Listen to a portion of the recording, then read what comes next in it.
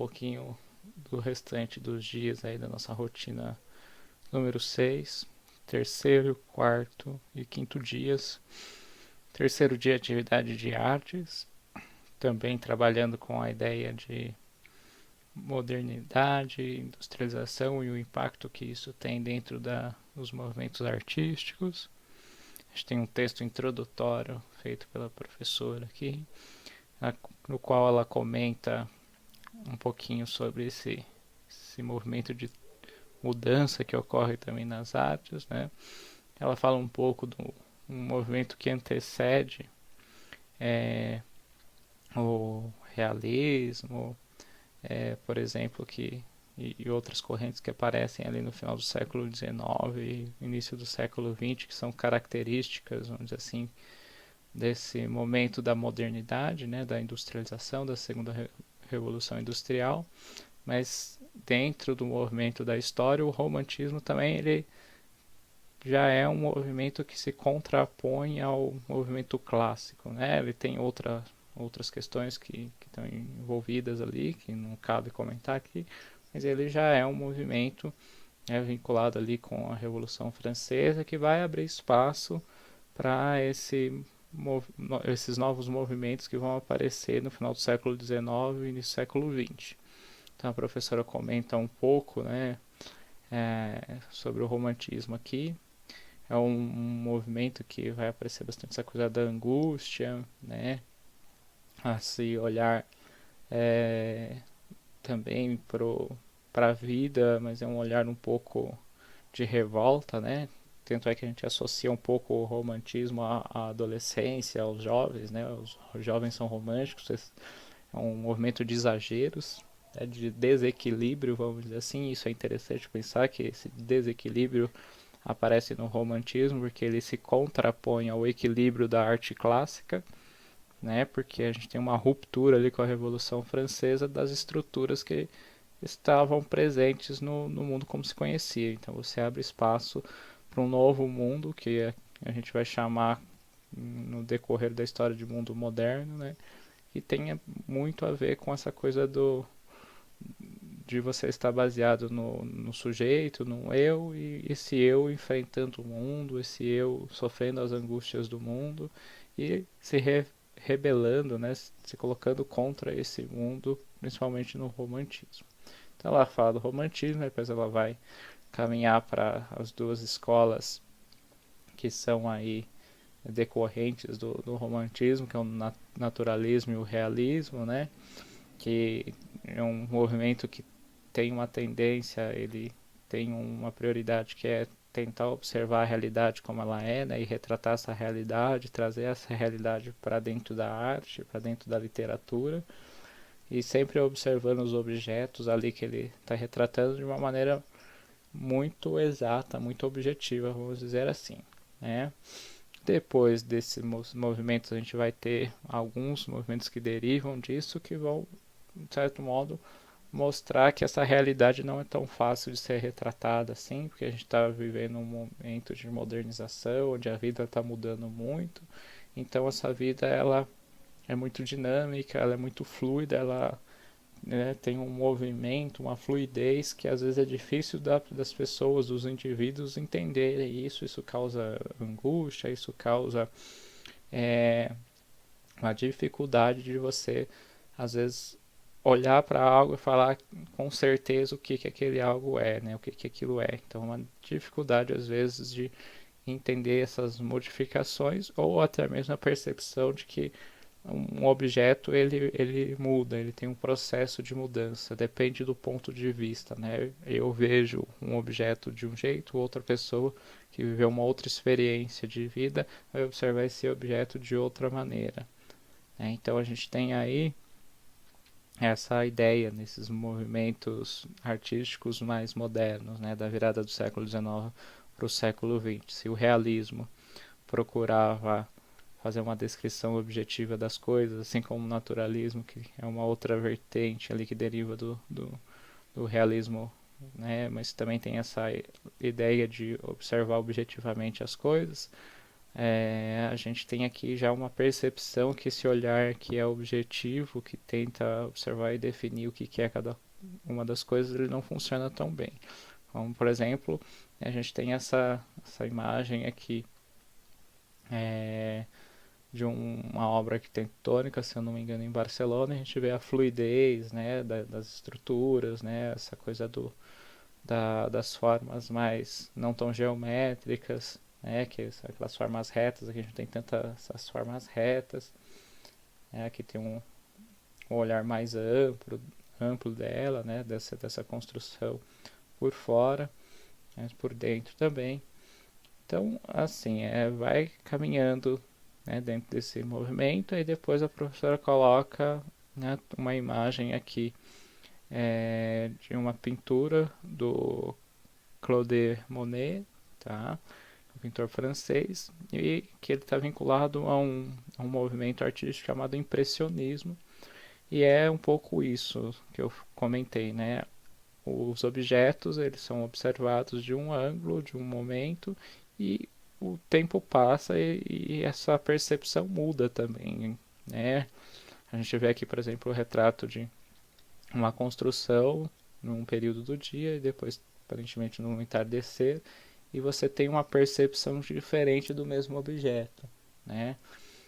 A questão dos traços também não são traços muito bem definidos, você tem muito mais um foco ali na questão das luzes, né, de cores e luzes.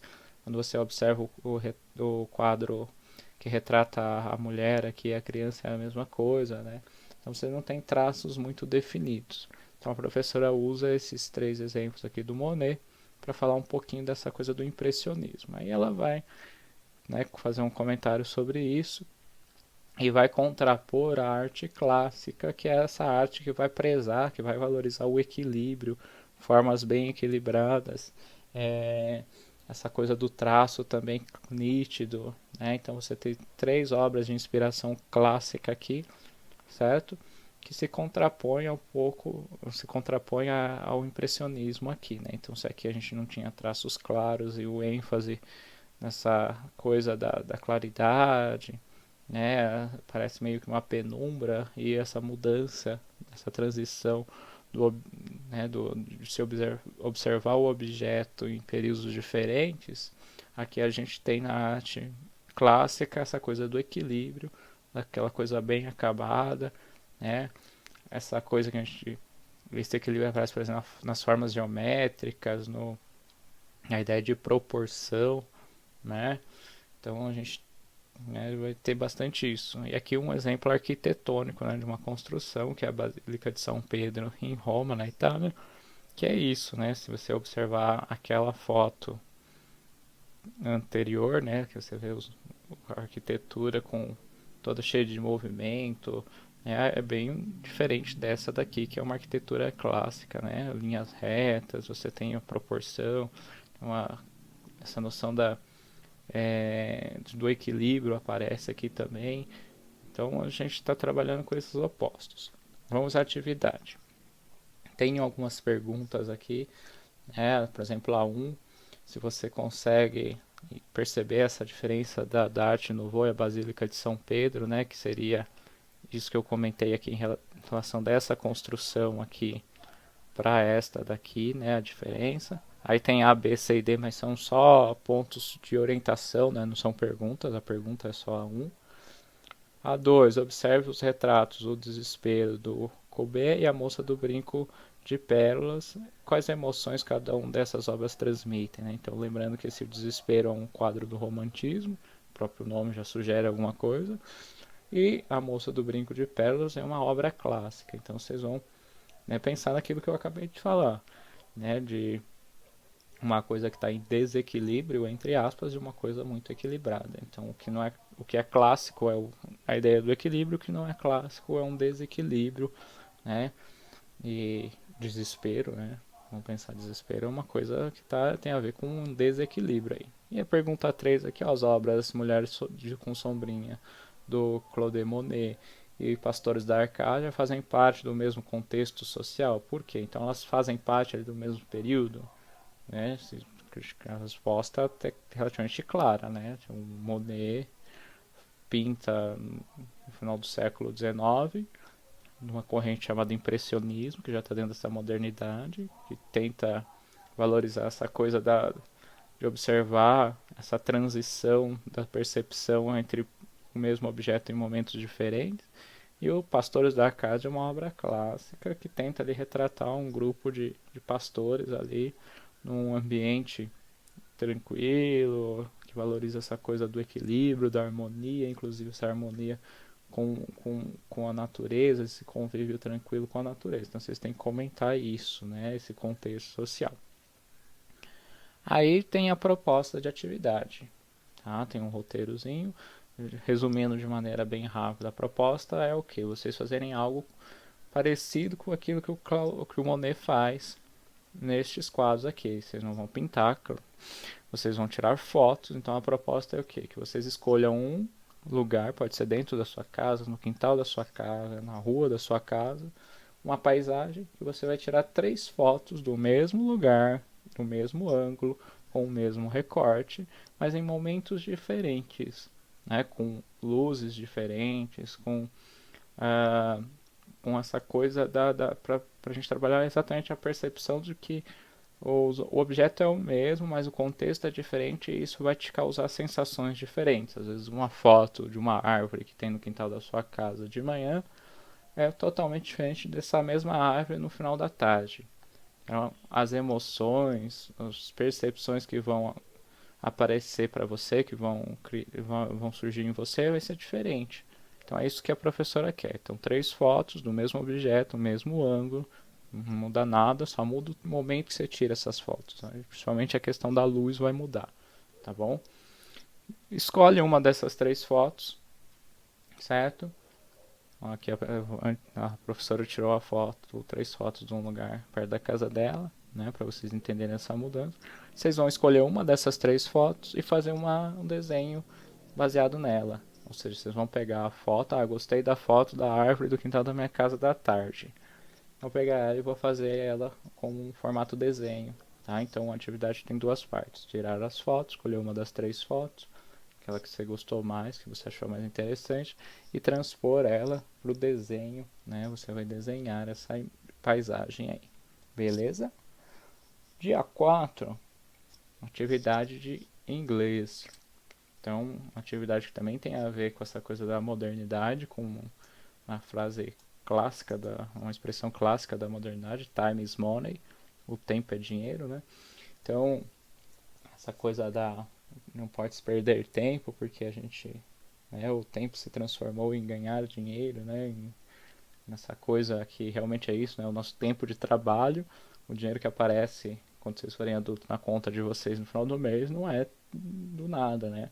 Vocês deram parte do tempo de vida de vocês, é a vida de vocês que está indo embora para ganhar aquele dinheiro. Então, essa relação da vida tem a ver com o tempo, né? Então, time is money. Então, o tempo é igual a dinheiro. O tempo da tua vida, quando está relacionado ao trabalho, é igual a dinheiro. Então a gente faz essa relação. Então vocês vão ter aqui uma atividade, um textinho que fala sobre essa expressão. Essa primeira parte vocês têm que traduzir as palavras destacadas aqui, as expressões destacadas. Né? Traduz as palavras, expressões destacadas em amarelo. E analise as palavras que têm similaridades com o português para ver se vocês conseguem entender. Então aqui é um exercício de leitura global, que é aquela coisa que eu já falei para vocês. Vocês fazerem uma leitura, ou não se apegando tanto a palavra por palavra, mas tentar entender o sentido geral. Isso é uma dica, inclusive, para a leitura de língua portuguesa. Né? E no inglês serve também. Você não sabe todas as palavras, mas você sabe a grande maioria. E você consegue, pelo contexto ali, fazer essa leitura global e dar conta do texto. Certo? Depois tem mais um textinho aqui falando sobre essa questão do time is money. É um texto para vocês treinarem a leitura global também. Professor, não entendo tão bem o inglês aqui, mas é um exercício de leitura global, tá bom? Então aqui depois a gente vai ter uma atividade com o futuro, o will, né? Uma estrutura do will. E depois aqui embaixo tem outra forma de usar o futuro, que é o going to. Aí eu falo rapidamente da diferença de um para o outro. O will é essa partícula aqui que indica futuro no inglês. Então eu vou inserir isso na minha frase para indicar futuro, que o meu verbo está no futuro. Então tem aqui a palavra em inglês, né? Tem mathematics, que é matemática, não é assim a pronúncia correta, desculpem. Mas I study mathematics in college. I will study mathematics in college. Então, eu inseri o will aqui, eu estudo matemática. Se eu coloco will, eu estudarei matemática. A negativa disso, ou seja, aqui tem o não é want. I want to study mathematics in college. Então, eu não estudarei matemática na faculdade. Então, vai ter um exercíciozinho pensando nisso. Então, quando a gente está usando o will, a gente está falando de coisas no futuro. Vocês vão falar 5 projetos de futuro seu, aí, né, usando o will. O exemplo que a professora dá é I will work in a hospital. Eu trabalharei em um hospital. Então, eu quero comprar um carro. Esse é um projeto meu de futuro. I will buy a car. Tá? 2. Eu quero ter uma casa própria. Aí você, né? I will have a house. Então, alguns exemplos aqui, vocês vão pensar aquilo que são dos desejos de vocês. Aí tem outra forma de dizer o futuro, que é o going to. To be, going to, mais o verbo. Então tem o verbo to be, sempre o going to e o verbo. Esse going to também é futuro, mas é uma ideia de coisas mais certas, que você, né, não é mais no campo tanto da possibilidade, mas é uma certeza. E até uma coisa que vai acontecer iminentemente. O que é iminentemente? Você tem que vai rolar mesmo, né? Tipo, eu vou almoçar. Né? Então isso vai acontecer daqui a pouco, tenho certeza que eu vou almoçar. Então, I'm going to lunch. Né? Então eu vou almoçar. Então é isso. Então sempre tem o to be, né? Que é o verbo ser no inglês. I am, she is, you are, he is também, e aí vai. O mais o going to, o verbo que vocês querem colocar aí, work, study, travel, next month, next Monday, tomorrow, next vacation. Então aí vai, tá? Então aí vocês vão montar as frasezinhas aqui embaixo, chuchuzinho, ó, só juntar aqui, ó. Olha a primeira, I, que é o eu, I am, né, que tem que ter o verbo ser aí, I am going to travel next month. Já era, belezinha? Faça isso com as outras também. Dia 5, atividade de educação física. Vocês que querem correr, jogar futebol, jogar basquete lá na quadra da escola e não está dando, a gente vai falar sobre saúde física e mental. Então, também está vinculado essa coisa da mudança, né, da tecnologia, da revolução industrial, porque com as novas tecnologias, vamos dizer assim, essa mudança de hábito que a gente tem com a revolução, segunda revolução industrial e tudo aquilo que traz, né, do mundo do trabalho, a gente poder trabalhar, acabar ficando mais tempo trabalhando nas fábricas, uma série de coisas, a gente tem uma vida, né, às vezes muito mais sedentária ou com hábitos não muito saudáveis.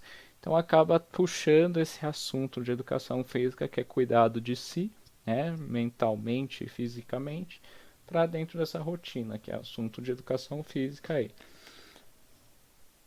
Então a gente tem aqui o texto falando sobre isso, né?